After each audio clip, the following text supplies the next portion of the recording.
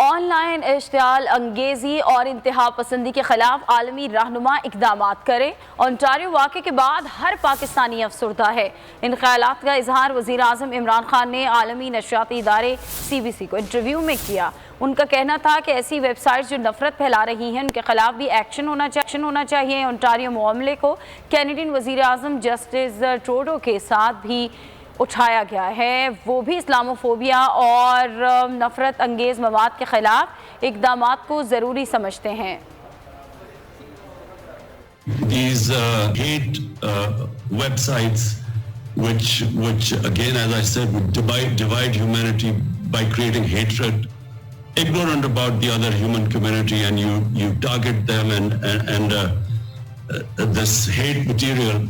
And especially with the growing social media, and social media is a completely, the world is just coming to grips with it because it's a new phenomenon. And unfortunately, I mean, while there's so many benefits of social media, it's changing the whole world. But this one particular bit, when there are these hate websites which create hatred amongst human beings, there should be an international action against them.